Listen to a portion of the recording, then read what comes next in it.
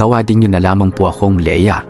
22 years old at sumasideline bilang tindera sa grocery ng tiyahin ko. Alam kong bata pa ako sa edad kong ito pero marami na akong naranasan na mas nagpatibay sa pagkatao ko at ito ang gusto kong ibahagi sa inyo. 18 years old ako nang maging boyfriend ko si Julius. Nabuo ang relasyon namin dahil na rin sa tuksuhan ng mga kapitbahay namin.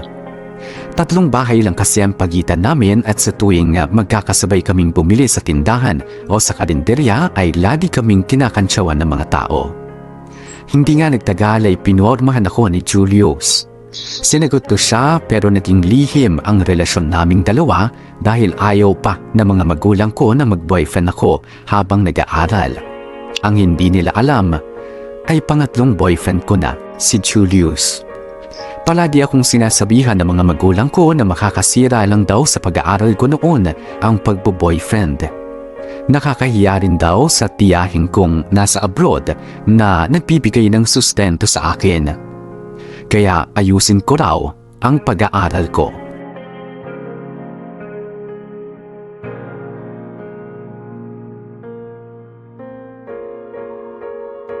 Ay, ano ba yan? Malilate pa yata ako sa school. Teka, may text muna si Julius. Baka mamaya natutulog pa yun eh. Babe, palabas na akong bahay. Antayin mo ko sa kanto. Send. Teka, kompleto na ba yung gamit ko? Wallet, libro. Yung assignment po. Ayan, mukhang okay na to. Ang bilis naman mag-reply. Basa ko nga tong text ni Julius. Babe, kanina pa ako dito sa kanto. Sorry, kakaload ko lang. Ay, ano ba yan? Hindi pa ako agad sinabihan. Alam mo naman niyang mabilis akong mataranta kapag ganito eh. Palabas na nga ng kwarto. Ma! Aalis na po ako ah! Sige anak. Ingat ka ha. Ay ma, nga pala may kailangan po kaming bayaran sa school. Baka po pwedeng makahingi ng 300. 300 na naman. Nung isang araw lang humika na sa akin ng extra 200 kasi 'di ba sabi mo may babayaran din kayo sa school? Opo ma, pero magkaibang subject naman po kasi itong inihihingi ko ng pera. Grabe naman yung school nyo. Halos araw-araw may mga requirements na binabayaran. Baka naman kung saan-saan mo lang dinadala ang pera. Hindi ma, kailangan po talaga yan sa school. Hindi naman po ako hihingi ng pera kung hindi kailangan eh. Sinisigurado ko lang. Mga kabataan kasi ngayon ang gagaling gumawa ng kwento. Yung pala, sa paglalakwatsa lang dinadala ang pera. Ma, hindi naman ako ganun. Nung isang araw nga, ang dami naming pina-photocopy eh. Nakita niyo naman siguro yung bitbit ko pa uwi, di ba? Magkano din ginastos ko doon. Pero hindi ako humingi sa inyo ng ekstrang pera. Ang laki naman kasi ng hinihingi mo ngayon. Biruin mo, kung susumahin halos 500 ang hiningi mo ngayong linggo lang. Siya, wag niyo na lang po akong bigyan kung ganyan din namang bubungangaan at pagdududahan niyo pa ako. Wala rin naman kasi akong pera dito. Ang binigay lang ng tatay mo ay 150 ng pampagawa ng washing machine. Akala naman niya may nag-aayos sa halagang 150. Diyos me, talaga yung tatay mo. Wag niyo na nga akong bigyan eh. Mamaya ako pasisihin niyo kapag hindi nagawa yung washing machine na yan. Siya. O yan. Sa'yo na yung 150. Kung may mahiraman ka sa kaklase mo, humiram ka muna. Sabihin mo babayaran na lang natin sa 1 linggo pag sweldo ng papa mo. Siya, sige po. Pwede na po yung 150. Ako na lang po gagawa ng paraan sa kalahati. Hay nako, Leia. Ayusin mo talaga yung pag-aaral mo, ha? Nagkakanda-kuba kami ng tatay mo mapatapos lang kayong magkakapatid. Buti at tinutulungan kayo ng tiyahin mo sa abroad. Kung wala yun, nako, hindi ko alam kung saan tayo pupulutin. Oo naman, alam ko na yun eh. Paulit-ulit yun na yung sinasabi sa akin, May. Aba, kailangan talagang magsumiksik dyan sa utak mo nang hindi ka magloko. Babalitaan ko lang talaga, Leia, na gumagawa ka ng kalokohan. Kakalbuhin talaga kita at palalayasin kita sa bahay na to. Mama naman, ang daming sinasabi. Malilita talaga ako nito sa school. Akin na po yung 150. Eto na. Sige na, lumakad ka na. Pagkatapos ng klase, diretso bahay ha? Oo na ma, sige na po. Aalis na ako. Babe, nilagyan ko na ng sauce ng siopaw mo. Pwede ka na kumain. Akin na nga. Babe, kanina ko pa napapansin parang init ng ulo mo. Paano? Lagi na lang tayo sa ganito nagde-date. Tapos ganito na lang lagi yung kinakain natin. Hindi ba pwedeng sa mga matinong kainan naman? Babe, tama mo na. Pinag-iipunan ko yan. 2 months na lang anniversary na natin, di ba? Promise ko sa'yo, sa maganda tayo kakain. Tsaka favorite ko to eh. Eh naku, lagi mo na lang promise sa akin yan eh. Babe naman, nung nakaraan kasi 'di ba sabi ko naman sa'yo kinailangan nga ni tatay yung pera pampa-x-ray kasi nga ubo siya ng ubo. Ay nachismis pa nga si tatay na baka daw may kung anong sakit 'di ba? Narinig mo naman siguro yun sa mga kapitbahay natin. Oo, alam ko naman. Kaya lang, nagsasawa na ako dito eh. Hindi ka pa ba sisweldo, ha? Sa akin sweldo ko na. Kaya lang, gagamitin naman yun ni nanay sa pambayad sa kuryente. Di ko nga alam kung paano ko pagkakasyahin yung sweldo ko eh. Ano ka ba? Liit lang kayo na sweldo namin mga service crew. Eh, humanap ka na lang kaya ng ibang trabaho. Babe naman, hindi naman ganun kadali yun eh. High school lang natapos ko. Kaya nga nagtatrabaho ako ng ganito ngayon para makaipon naman kahit konti. Gusto ko rin naman mag-aral kahit technical course man lang. Eh, di matagal pa ako magtsatsaga sa ganito lang.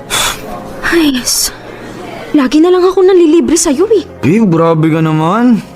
Ngayon ka nga lang gumastos sa date natin eh. O kaya lagi nang lilibre. Minsan nga wala ka pang load, niluludan kita eh. Oh, ngayon sinusumbatan mo na ako. Anong gusto mong gawin ko? Iluwa lahat ng pinakain mo sa akin ha? O pati load mo, ibalik ko sa'yo ha? Babe, relax. Sorry na. Ano mo sinasadya masabi yun eh. Bigla lang naman din ako. Pasensya na. Sorry na. Babe. Ay, naku. Babe, sorry na ha? Sige, ganito na lang. Sa akin, gagawan ko ng paraan na makapagtabi kahit konti. Mula doon sa sweldo ko para makapag-date tayo sa magandang restaurant. Lagi mo naman yung sinasabi. Pero ngayon, gagawin ko na talaga. Gagawan ko na ng paraan. Promise. Oh, sige ha. Pag ito, hindi ko natupad, ipakalbo mo ako. Papakalbo ka talaga? Eh di nagmukha kang siopaw nun. Favorite ko nga yung siopaw, kaya okay lang sa akin. Basta mapasaya kita. Yeah! Ano? Mambobola. Pero mahal mo. Ay, gingiti na yan. Tumigil ka nga. Alam ko naman di mo ako matiti. Hoy, hindi galit pa ako. Ang dami-dami mong promise tapos kung... Love you, babe. Ano naman? Bigla mo na lang ako hinahalikan, nakakagulat ka eh. Hindi ko kasi mapigilan yung nagsusumigaw kong damdamin para sa'yo, Princess Alea. Baliw.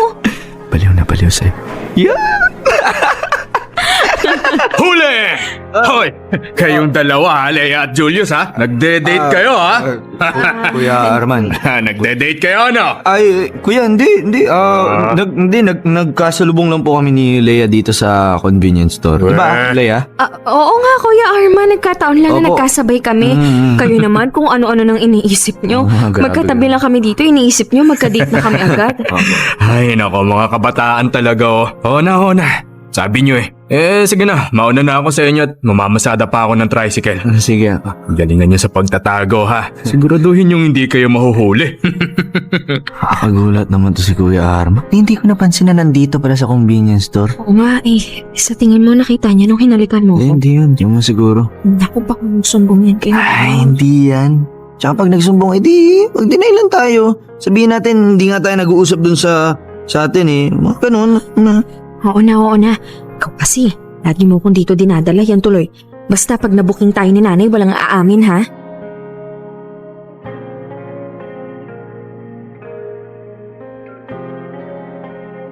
Sa dinami-dami ng pwedeng makakita sa amin ni Julius, si Kuya Arman pa na nakatira mismo sa tapat lang ng bahay namin. Pagka-uwi ko ng araw na yon, pakiramdam ko talaga si Mama may alam na. Mahirap na kapag nabuko kami ni na Mama. Baka mamaya ay hindi na nila ako pag-aralin kagaya ng ginawa nila kay ate nang malamang nabuntis ito. Kaya nga sabi ko kay Joshua sa tuwing may mangyayari sa amin, dapat mag-ingat siya kung ayaw niyang pareho kaming mapahamak. Ang kaso, ngayon ay may nakakita nga sa amin. Ewan ko ba kung napaparanoid lamang ako, pero simula nung araw na yon ay madalas kong napapansin si Kuya Arman na nakatingin sa akin. Balak na kaya niyang sabihin ang totoo kina Mama, pero wala naman sa itsura niya ang pagiging tsismoso. Tsaka matanda na siya at may asawa at mga anak na. Siguro naman hindi na siya makikisaw-saw pa sa buhay namin. Kaya lang na kahit anong pagkondisyon ang gawin ko sa isipan ko ay talagang kinakabahan pa rin ako, lalo na pag nauhuli ko siyang nakatitig sa akin. Ayan, mukhang kumpleto na naman tong pinamili ko dito sa palengke. Natatawad pa ako sa mag-iisda kanina. Akin na tong 20. Sayang, pan-loading to. Oh, ang dami mo namang bitbit. Ay, pala ka! Napaka magugulatin mo naman. Nakailang kape ka ba kanina ha? Nakakabigla naman ho kasi kayo, Mang Arman. Mga Arman ha? Kakatawag nyo lang sa akin ni Julius nung isang araw ng kuya eh. Tapos ngayon tatawagin mo ako ng Mang? Parang sinabi mo namang sobrang tanda ko na 35 lang naman ako. Naririnig ko ho kasi yung ibang bata sa atin, yun po yung tawag sa inyo. Hayaan mo na yung mga batang yon. Basta ikaw, Kuya Arman lang yung itawag mo sa akin. Yung sa asawa ko ang si Myra, Ate Myra ang tawag mo. Kaya dapat sa akin kuya lang. Siya, sige na ho kung anong gusto nyo. Una na ho ako ha. Grabe, taga. Bibit-bitin mo ba yan pa uwi? Dapat kapag kaganyan madami kang pinamalengke, nagpapasama ka sa boyfriend mo. Boyfriend? Wala nga ho akong boyfriend. Talaga? Ano kayo ni Julius? Wala ho. Magkaibigan lang ho kami, tsaka nagpaliwanag naman na kami sa inyo nung nakita nyo kami na magkasama. Hindi nga ho kami nag-uusap sa lugar natin tapos pag-iisipan nyo kami ng masama. Ikaw talaga oh. Huwag kang masyadong kabahan. Binibiro lang kita eh. Buti pa, sumabay ka na sa akin sa tricycle. Pauwi na rin naman ako eh. Ho? Wag na ho. Kulang na ho tong pera ko pambayad sa tricycle eh. Hindi ko naman pababayaran sa'yo eh. Sabi ko nga, di ba, pauwi na ako. Kaya walang kaso kahit sumabay ka pa. Nakakahiya naman po. Ay, nako. Ikaw na bata ka oh. Gusto mo pinipilit ka pa eh. Akin yung bit-bit mo. Lagay ko na dito sa tricycle. Siya, mapilot ho kayo eh. Salamat na lang din po at makakatipid din po ako ng pamasahe. Ay, teka. Bago tayo lumakad umupo ka muna dyan sa likod ng tricycle at bibili lang ako ng gulaman para may mainom tayo. Wag na ho. Saglit lang to. Ate, gulaman nga. 2. Yung tig 10 piso. Bait naman itong si Kuya Arman. Sakto, nauuhaw na rin ako. Leia, inamin mo na at napakainit ang panahon ngayon. Salamat ho. Matanong nga kita. Kayo ba ni Julius talagang madalas mag-date doon sa lugar na yun? Bakit ho ba kayo tanong ng tanong ng tungkol sa amin ni Julius? Isusumbong niyo ba ako sa mga magulang ko, ha? Relax. Nagiging sing-init mo na naman yung kalsada eh. Kalma ka lang. Wala naman akong balak magsumbong, no? Hindi naman ako pakialamero eh. Bakit nga ho kayo tanong ng tanong? Gusto ko lang naman kasi kayong bigyan ng payo. Payo? Paanong payo? Payong kuya, ganun. Nasabihan ko lang kayo na kung magde-date kayo, huwag na dun sa lugar na yun. Kasi yung mga tricycle driver na mga kapitbahay natin, dun na rin nadaan. Ho? Bakit ho? Nasira kasi yung kalsada dun sa kabila. Kaya kaming mga driver dun na dumadaan. Kaya pala minsan nakikita rin namin na pumapasada dun si Namang Estong. Huli! Magka-date nga kayo doon madalas. Oho? Hindi, nagkataon lang po. Sige. Kung yan ang sabi mo. Pasensya ka na kung nagiging ganito yung reaction ko ha. Tutuwa lang kasi ako sa inyo. Ganyan-ganyan kasi ako nung kabataan ko. Lalo na nung naging girlfriend ko si Myra. Bakit po? Ano po bang naranasan nyo? Hindi yung kagaya nung nararanasan nyo ni Julius. Patago din kami nun kasi yung mga magulang ni Myra sobrang higpit. Walang pwedeng manligaw nun. Talaga po? Paano nyo po napasagot? Siyempre, chinaga ako. Niligawan ko kahit bawal. Hindi pa uso yung text-text nun. Sinusulatan ko pa yan nun. Ingat na ingat pa nga ako kasi baka mamaya mahuli kami ng tatay niya. Paano kayo nagkikita? Ayun, magdadahilan na gagawa ng project o kaya kasama yung mga best friend niyang babae. Basta kahit anong dahilan gagawin namin, magkita lang kami. Parang kami nga ni Julius. Sabi ko naman sa'yo, di ba? Hindi na paamin ka din. Ayos lang yan, ano ka ba? Hindi naman ako magsusumbong eh. Basta sa susunod mag-iingat lang kayo. Tsaka sabihin mo dyan kay Julius ha. Huwag naman laging sa convenience store dalhin. Pakainin ka naman kamo sa masarap. Daig pa siya ng panganay ko eh. 13 anyos lang yun pero galing manligaw. Ho? Naliligaw na si JV? Oo naman. Minsan nabasa ko sa cellphone niya may kachat eh. Kung makapag-usap akala mo kaya nang bumukod sa mga magulang. Nakakatuwa naman po pala si JV. Baka bukas yan may ipakilala ng girlfriend sa inyo. Ay nako, hindi na ako magugulat. Nahayaan ko na nga lang kasi kapag hinigpitan ko baka magrebelde lang lalo. Mahirap yan. Solong anak pa naman namin ni Myra. Sa bagay, sana ho yung ibang magulang naiisip din yan. Kagaya ni na mama, lagi na lang akong pinagdududahan, pinaghihigpitan. Kaya tuloy, natuto akong magsikreto sa kanila. Pinagdadaan na naman lahat yan ng kabataan. Basta ang sinasabi ko lang sa inyo, mag-ingat kayo ni Julius. Alam mo na, mahirap na pag nahuli kayo. Sinabi niyo pa, baka kalbuhin ako ni mama. Ano ba yung itsura mo pag kalbo, no? Kapag ginupit itong buhok mo. Kuya Arman naman, huwag niyong gulihin yung buhok ko. Biro lang naman. Oh, habos na yung palamig mo ha. Itatapon ko na sa basurahan. Ay, ako na po. Huwag na, ako na. Ako na yan. Buti pa, pumasok ka na doon sa loob ng tricycle. Doon ka na umupo. Maiinitan ka dyan sa labas eh. Okay po. Salamat po ulit ha.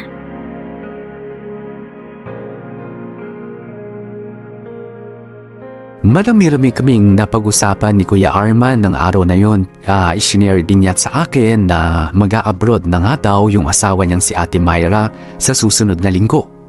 Matagal na kaming magkakapitbahay pero ngayon ko lang siya nakausap ng ganun kahaba at katagal. At kahit halos na 16 years ang agwat namin dahil 35 years old na si Kuya Arman ay nakakaliw pa rin siyang kakwentuhan. Hanggang sa nakaalis na nga si Ate Myra. At ilang araw pa pagkatapos noon ay lagi na akong natitsyempohan ni Kuya Arman kapag papasok o kapag uuwi na. Kaya nakakalibre tuloy ako ng pamasahe. Yung natitira kong pera ay iniipon ko para may panload o pandate kami ni Julius. Minsan si Kuya Arman pa ang naghahatid sa akin sa lugar kung saan kami makikita ni Julius. Naging komportable na rin ako kay Kuya. Kaya kapag nag-aaway kami ni Kuya Julius o ni Julius ay sa kanya ko yun na ikikwento. Na-realize ko tuloy na mali pala yung iniisip ko na ilalaglag ako ni Kuya Arman kila mama. Dahil sa katunayan ay sinusuportahan niya pa nga ako.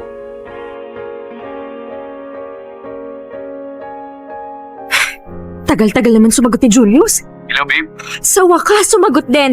O ano, nasan ka na? Babe, sorry Ay, wala na sagot. Napasarap kasi yung tulog ko. Wait kasi ako sa shift ko gabi. Hindi yan ang tinatanong ko. Ang tanong ko kung nasan ka na. Sa bahay kasi ako eh. Tapos, text kasi yung pisor ko. Pinapapasok rin ako ngayong hapon. Ano? Eh di ba may date tayo? Sabi mo magse-celebrate tayo ng monthsary.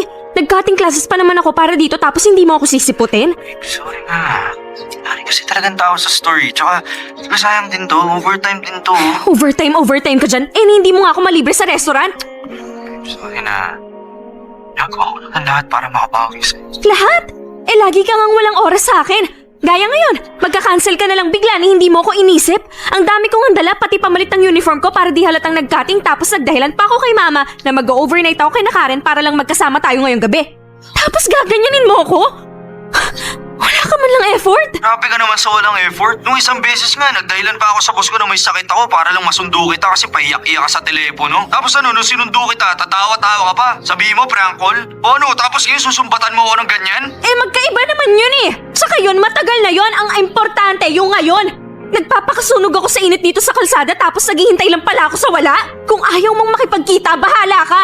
Nagpapaliwanag nga ako Ewan ko sa'yo! Ay, naku! Nakakainis kang Julius ka! Visit talaga siya! Kung ayaw niya, edi wag! Uuwi na ako! Ano ba yan? Ang tumal-tumal pa ng mga jeep! Nakakainis! Lea! Kuya Arman! Bob, pauwi ka na? Ano po eh?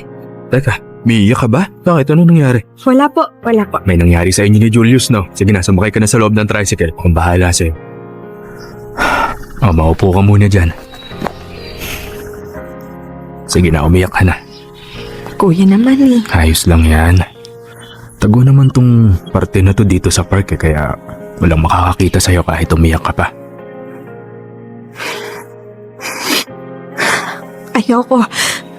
Ayokong umiyak. Hindi ko dapat iniiyakan yung lalaking yun. Ano ba naging problema nyo? Ewan ko kuya, napuno na siguro kaming pareho. Wala na kasi siyang oras sa akin. Sasabihin niya trabaho para sa malaking sweldo. Hindi ko naman yun maramdaman sa kanya. Tapos yung kalukuhan ko na ang tagal-tagal na isusumbat niya pa sa akin, ang kapal ng mukha niya. Sige lang, labas mo lang yan. Tapos ngayon, hindi man lang siya nagte-text. Hindi man lang niya inalam kung nasan ako. Kakainis talaga. Kung mahal ka niyan, makikipag-ayos yan sa'yo agad. Yun nga eh. Pero bakit ganun? Parang kayang-kaya niya akong tiisin. Alam mo, Leia, hindi bagay sa'yo yung lalaking ganyan. Dapat sa'yo yung lalaking mamahalin ka. Yung ibibigay sa'yo lahat ng gusto mo. Yung araw-araw pasasayahin ka. Ewan, di ko alam. Wala na po yatang ganung lalaki. O baka hindi lang talaga ako kamahal-mahal. Shh, uy. Huwag ka mo magsalita ng ganyan. Kung alam mo lang, Leia, kung gaano ka kaganda, gaano ka kasayang kasama. Kahit sinong lalaki na makakilala sa'yo, sigurado akong magugustuhan ka kaagad. Baka bobolahin lang ako ng mga yun. Siguro sila bobolahin ka. Pero ako hindi. Ha? Alam mo, Leia, kung sa akin ka, hindi ka iiyak. Kung sa akin ka, araw-araw kitang pasasayahin. Paparamdam ko sa'yo kung paano ba ang buhay ng isang prinsesa. Bakit mo sinasabi yan? Sabi ko naman sa'yo walang lalaki ang hindi mahuhulog sa'yo. Kaya nga, pati sarili ko, hindi ko napigilan eh. Leia, ayoko nakikita kang umiiyak. Dapat sa'yo lagi masaya. Dapat yung mga labi mong yan, lagi nakangiti. Kuya Arm. Sorry Leia, sorry talaga, nabigla lang ako. Hindi ko sinasadya. Okay lang po Kuya Arman. Ayos lang po sa akin. Talaga, ayos lang ba kung ulitin natin? Kayo pong bahala.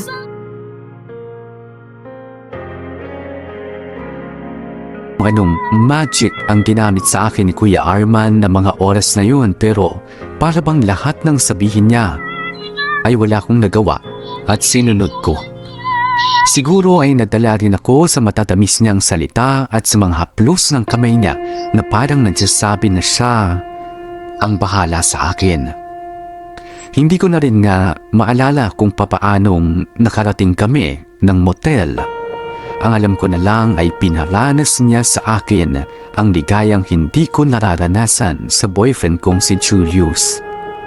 Ibang-iba si Kuya Arman. Sabihin na natin na mas magaling at hindi niya ako pinabayaan. Pwede palang maging gentleman ang isang lalaki sa kama. Na mga oras na yon ay hindi ko naiisip kung ano ang tama at kung ano ang mali. Ang alam ko lang ay handa si Kuya Arman na pawiin ang lahat ng lungkot at sama ng loob ko. Ewan ko kung papaano nangyari, pero napadalas ang pagkikita namin ni Kuya Arman hanggang sa nagkaroon na nga kami ng lihim na relasyon. Hindi ko na rin kasi napigilan ang sarili ko na mahulog ng tuluyan sa kanya. Sobrang lambing kasi ni Kuya Arman at bukod doon ay ibang experience talaga yung ipinararanas niya sa akin. Palagi niya pang sinasabi na mabuti na lamang daw at nandito ako. Ako raw yung nagpapawala at nagpapatanggal sa lungkot niya habang wala si Ate Mayra. At dahil nga masyado akong nakafocus kay Kuya Arman, napapabayaan ko na ang boyfriend kong si Julius. Gusto ko na nga makipaghiwalay sa kanya, pero lagi akong pinipigilan ni Kuya Arman kesyo naawa raw siya kay Julius kapag iniwan ko. At dahil sa may tiwala naman ako kay Kuya Arman, ay sinunod ko naman ang gusto niya. Tuloy lang ang relasyon namin ni Julius habang tuloy rin ang sikretong relasyon namin ni Kuya Arman. Love, napapansin ko, pasosyal ng pasosyal yung mga motel na pinagdadalhan mo sa akin Siguro malaki yung padala ni Ate Mayra, no? Medyo. Pero hindi rin. Ipon ko rin to galing sa pagta-tricycle. Tsaka gusto ko talagang dinadala ka sa mga espesyal at sosyal na lugar kasi espesyal ka sa akin, love. May pagbanat pa, ibang-iba ka talaga kay Julius. Alam mo ba, hindi pa niya ako nadala sa kahit anong motel. At dahil nga patago yung relasyon namin sa pamilya niya at sa pamilya ko, dumadayo pa kami sa bahay ng tropa niya para lang makapag-solo kami. Gusto mo ba bigyan ko ng tips yan si Julius? O kaya pautangin ko para naman madala ka sa mga ganito. Ay naku, wag na. Matagal na rin naman walang nangyayari sa amin Simula nung mag-umpisa tong relasyon natin. Alam ko rin ramdam na ni Julius na nanlamig na ako sa kanya. Bakit ba kasi ayaw mo pang hiwalayan ko siya? Ha? Ayoko lang kasing masaktan yung bata. Nakikita ko kasi yung sarili ko kay Julius nung kabataan namin ni Mayra. Alam kong mahal na mahal ka niya. Sigurado ako sasaktan siya kapag iniwan mo siya. Ikaw ba? Mahal mo ba ako? Love, alam mo namang mahal kita, di ba? Di naman kita bibigyan ng ganitong klaseng atensyon kung hindi ka mahalaga sa akin. Sa katunayan nga, pinagluto pa kita ng paborito mong adobo Ha? Talaga ba? Oo. Teka. bubuksan ko lang 'tong lalagyan, ha? Oh. O diba, amoy pa lang masarap na? Dinamihan ko talaga yung bawang nito kasi alam kong paborito mo. Ano ba yan? Ang baho naman yan! Love, okay ka lang ba? Ewan ko, love. Pasensya na, ha? Pero mukhang hindi ko makakain yung niluto mong adobo. Amoy pa lang nakakasama na ng tiyan, eh. Ganun ba? Sige, kung yun ang gusto mo, order na lang tayo ng pagkain sa labas. Ha? Wag na, wala akong gana. Bakit? Masama bang pakiramdam mo? Ewan, medyo, hindi ko alam eh. Nitong nakaraan kasi madalas sumama yung pakiramdam ko. Sumasakit yung ulo ko tapos wala nga akong ganang kumain. Ewan! Teka, dinatnang ka na ba? Aha? Ngayong buwan hindi pa. Nung nakaraan? Parang hindi rin eh. Hindi ko kasi matandaan eh. Bakit ngayon mo lang sa akin sinasabi to? Alam mo namang may nangyayari sa atin, di ba? Kaya dapat yung mga ganitong bagay iniintindi mo dapat. Kasi hindi ko nga matandaan. Anong gusto mong gawin ko, ha? Ano, sinisisi mo ako? Ano? Sige. Sorry love. Sige, ganito na lang ha. Relax ka lang dito. Tapos, bibili ako ng pregnancy test kit. Pwede natin titignan kung ano ba talagang kondisyon mo ha. Sorry na kung napagtaasan kita ng boses. Oo, sige. Bilisan mo lang, ha? Love? Love, kumusta? Ano? Tapos ka na ba? Love. Love, bakit ka umiiyak? Kalma lang ha. Teka, doon tayo sa kama para makaupo ka ng maayos. Patingin nga ng resulta. Ay, ano? 2 linya. Love, natatakot ako. Love, huwag kang matakot. Tumahan ka na. Anong gagawin ko? Sigurado ako palalayasin ako ng mga magulang ko. Itatakwil nila ako at patitigilin sa pag-aaral. Love, isang sem na lang makakatapos na ako. Paano yun? Paano na yung buhay ko? Love, huwag kang mag-alala. Gagawa natin to ng paraan, ha? At saka, paano pag nalaman ng mga magulang ko na ikaw yung ama? Sigurado kong susugurin ka ng tatay ko. Sasabihin niya may asawa ka na pero pumatol ka sa akin. Love, anong gagawin natin? Ilayo mo na lang ako sa lugar na to, love. Kahit saan, sasama ako sa'yo. Please, love. Love, wag mo kong pabayaan. Oo, love. Hindi kita pababayaan, ha? Hindi kita iiwan. Anong gagawin natin? Magpapakalayo-layo na ba tayo? Love, sa ngayon kasi hindi ka pwede yung naiisip mo. Alam mo namang may anak ako na responsibilidad ko rin, di ba? Alam mo namang hindi ko siya pwedeng basta pabayaan na lang, lalo na ngayon at nasa abroad si Myra. Uwe, paano? Ganito na lang, umamin kayo ni Julius na may relasyon kayo at sabihin mo sa mga magulang mo na siya ang ama ng pinagbubuntis mo. Ano? Love, iyan lang kasi yung paraan para hindi tayo magkahiwalay. Pag kasi tayo yung umamin, sigurado akong papatayin ako ng tatay mo. Baka ilayo sa akin ni Myra ang anak namin. Pero paano naman si Julius? Baka hindi siya maniwala kasi medyo matagal na rin na walang nangyayari sa amin. Hindi, love, sigurado akong paniniwalaan ka ni Julius. Mahal na mahal ka nun eh. Iyakan mo lang ng konti yun, sigurado akong madadala na siya sa'yo. Kaya love, gawin mo yung lahat para maniwala siya na sa kanya yung batang yan. Ha? Pero natatakot ako eh. Huwag kang matatakot, love. Andito ako. Hindi naman kita pababayaan eh. Lahat ng kailangan ng pinansyal akong bahala. Ako magbibigay. Kaya huwag ka nang umiyak, ha? Tahan na. Love. Kakayanin natin to. Tahan na.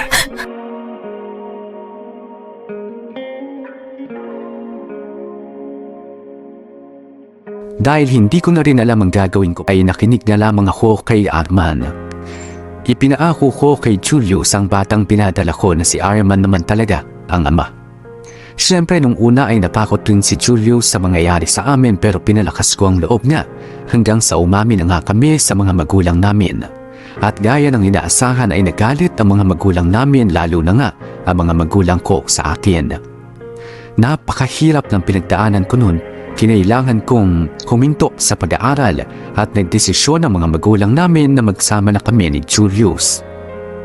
Sa mga unang buwan ng pagbubuntis ko ay nakatira ako kina Julius. Mabuti na lamang at mabait din naman ang mga magulang niya. Pero noong mga 6 na buwan na akong buntis ay pinabukod na nila kami at ikinuha ng boarding house na nasa kabilang barangay lang para mas malapit sa mga magulang naman namin. Pero kahit na lumipat na kami ng bahay ay nagkakausap pa rin kami ni Arman at nagkikita ng palihim. Palagi siyang nangangako na konting tiis na lamang daw at magkakasama na kami. Binibigyan niya rin ako ng pera at mga gamit na magiging para sa magiging anak namin. kung ano-anong dahilan lang ang sinasabi ko kay Julius para wag siyang magduda. 20 anyos na ako nang ipanganak ko ang baby namin ni Arman. Dumalaw lamang siya ng isang beses sa bahay namin ni Julius na parang concern na kapitbahay, pero pagkatapos noon ay pawala na ng pawala ang komunikasyon namin. May mga araw na hindi ko na rin siya makontak at bigla na lamang siyang hindi sisipot pagka magkikita kami. Nakakainis man yung ginagawa niya sa akin, pero tinitiis ko na lang hanggat sa makakaya ko. Pinanghawakan ko kasi talaga yung pangako sa akin ni Arman na siya ang bahala sa lahat.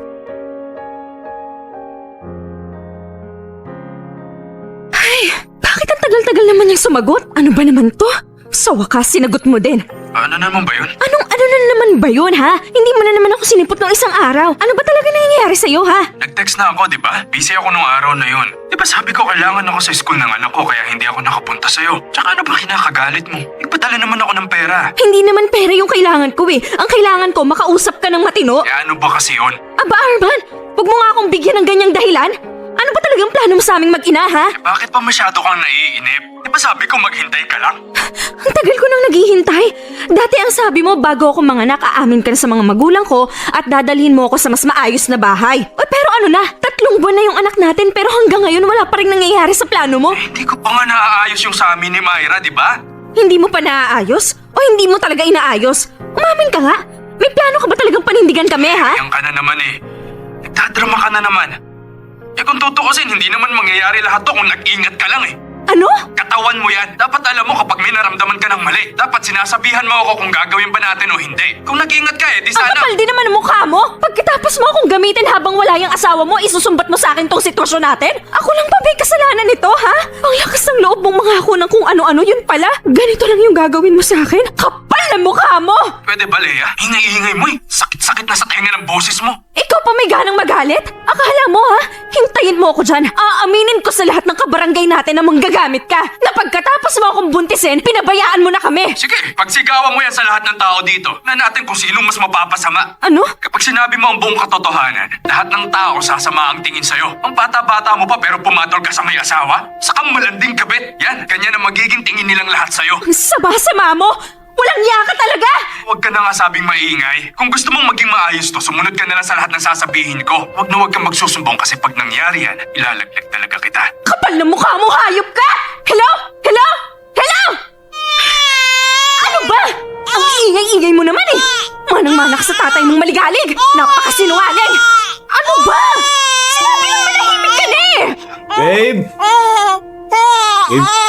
Teka. Ano sinisigawan si baby? Ay naku! Ang ingay-ingay! Baby, huwag ka na umiyak. Buhat ka na ng papa. Oo, dede ka muna. Dede muna, baby.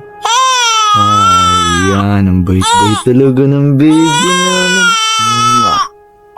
Siya. Ika ka na ni papa sa kuna mo, ha? Babe, lang. Pahinga ka na. Ha? Babe, nagugutom lang naman yung anak natin eh. Pinagalitan mo agad. Bakit ang init ng ulo mo? Wala. Baka gutom lang yan. Mabuti pa alam mo, halika nga dito sa kusina. Kainin mo na tong dala ko. Halika na, galing ako kay na mama. Sige na. Ikaw na lang kumain, wala akong gana. Ano ba? Sayang naman to. Dami-dami pa naman pinadala ni Ate Myra. Ha? Ate Myra? Oo, si Ate Myra yung asawa ni Kuya Arman. Nakabalik na pala galing abroad. Yun. Nagpahanda doon sa barangay natin. Kaya ito, ang daming pinadala. Lalo na nung nalamang mag-asawa na nga tayo. Teka. Nakabalik na si Ate Myra? Kailan pa? Di ko alam kung kailan siya nakabalik. Basta ang kwento lang ni mama sinwerte daw ata sa abroad si Ate Myra. Ayun, nakabili rin sila ng isang bahay sa isang subdivision malayo sa barangay natin. Siguro doon na sila titira, no? Grabe, kung sana lang lahat na nag-a-abroad siniswerte, no? Kaya ako, babe, sa tingin ko, Kaya pala kung todo iwas siya sa mga tawag ko. Kasi bumalik na pala yung asawa niya. Kapal talaga ng mukha ng Arman na yan. Makikita niya, tatagtarin ko siya ng tawag. Babe, ano yun? Kapal na mukha, ayaw pa akong sagutin. Babe, sino ba yung tinatawagan mo? Ba't pinatayan pa ako ng telepono? Kala mo titigilan kita ha? Pwes tataw. Leia, ano ba? Bakit mo inagaw yung cellphone ko? Kanina pa kita kinakausap pero hindi mo ako pinapakinggan. Ano ba talaga nangyayari sa'yo, ha? Ano yung naririnig ko na tatawagan mo si Kuya Arman, ha? Wala! Ano? Akin na nga yung cellphone ko! Anong wala? Hindi ako tanga, ha? Ramdam ko may tinatago ka sa akin kaya umamin ka na. Wala nga sinabi, ano ba? Wala? Ha? Eh bakit balisang-balisa ka nung narinig mo nandyan si Ate Myra? Tapos tatawagan mo pa si Kuya Arman? Bakit ha? Ano bang kinalaman mo sa kanila ha? Hoy, ano? Huwag sabihin may relasyon kayong dalawa ni Kuya Arman. Ano ha? Ano?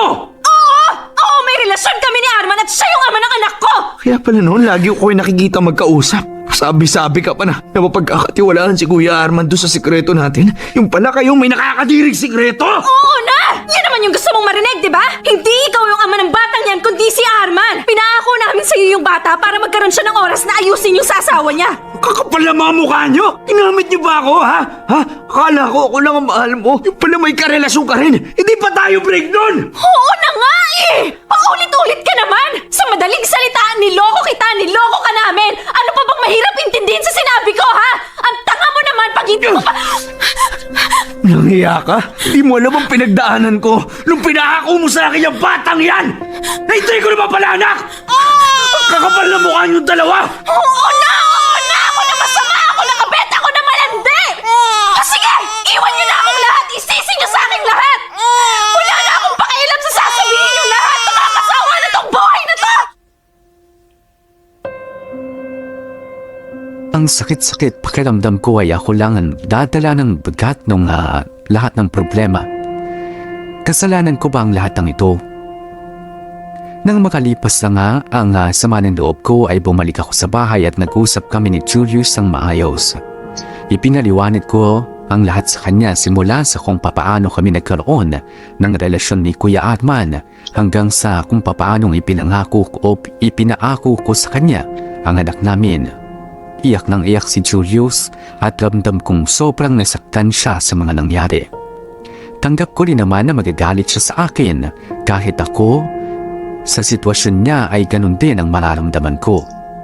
Hanggang sa magdesisyon na nga kaming maghiwalay. Sinabihan ko na lamang siya na ang bahala kung gusto niyang ipagkalat ang katotohanan.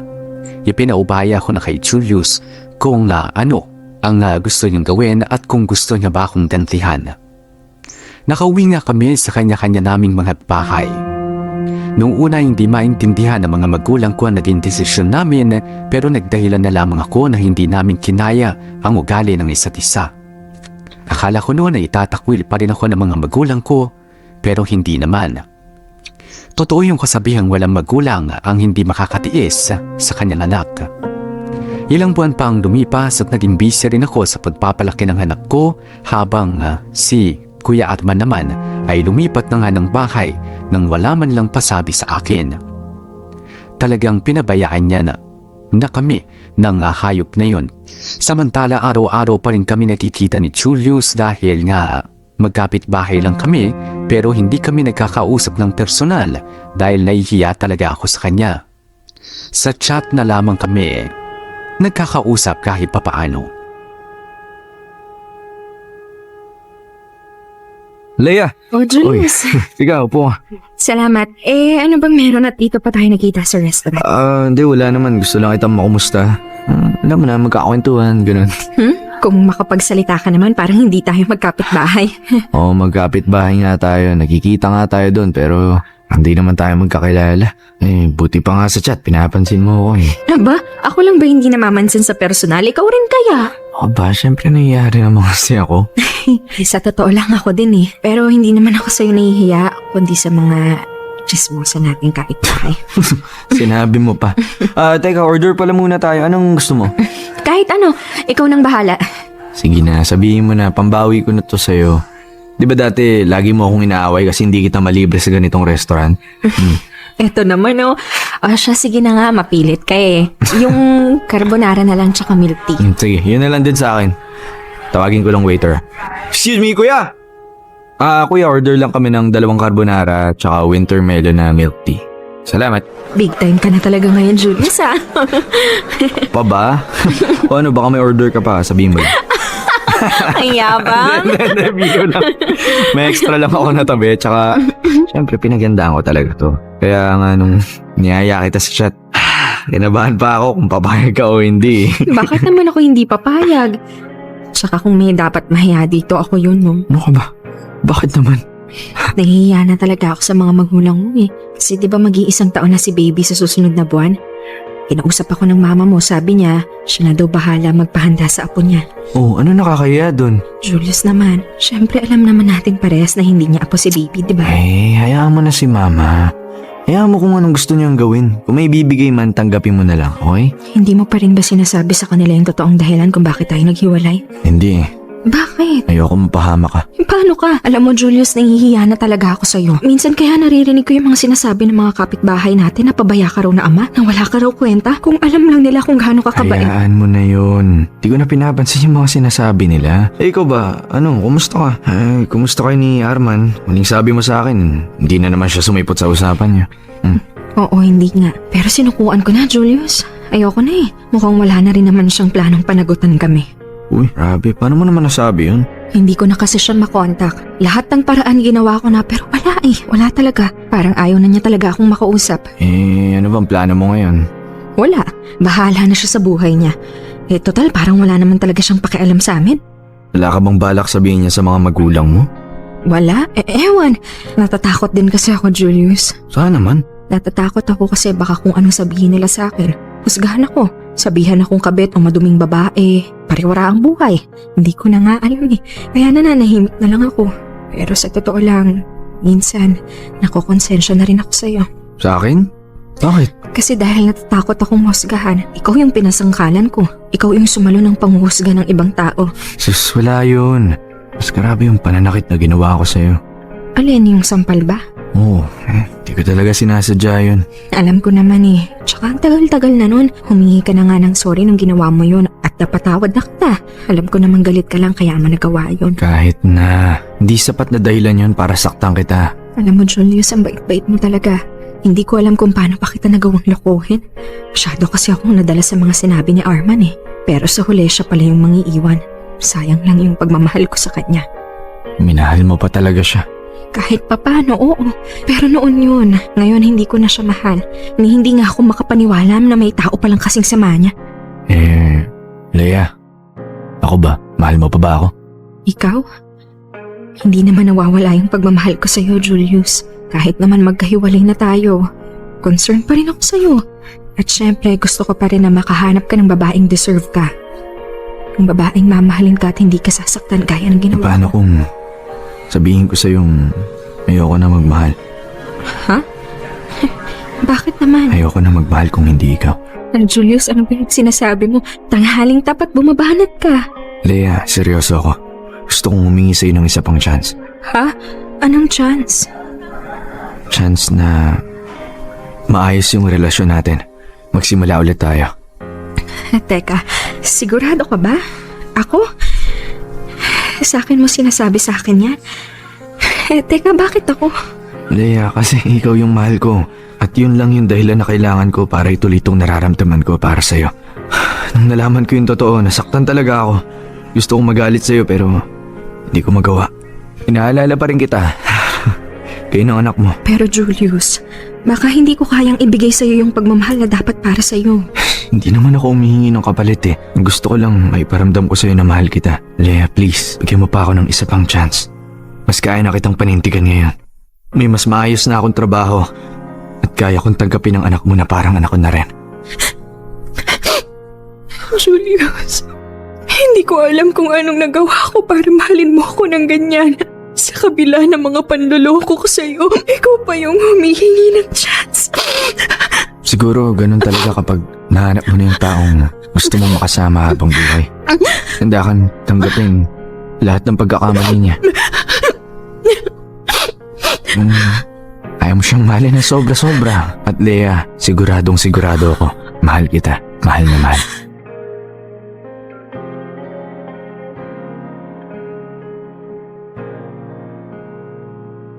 Nag-uumapaw ang kakaibang saya sa puso ko na mga oras na yun. Hindi ko akalain na may isang tao pa pala na kaya akong tanggapin ng buong buo at kaya akong mahalin ng higit pa sa inaakala ko. At naitagpuan ko yun sa isang taong akala ko ay iiwanan din ako dahil sa mga kasalanan ko. Ang swerte-swerte ko kay Julius at sobra kong ipinagpapasalamat sa Diyos yun. Inayos nga namin ni Julius ang relasyon namin at nagsimula kaming ulit.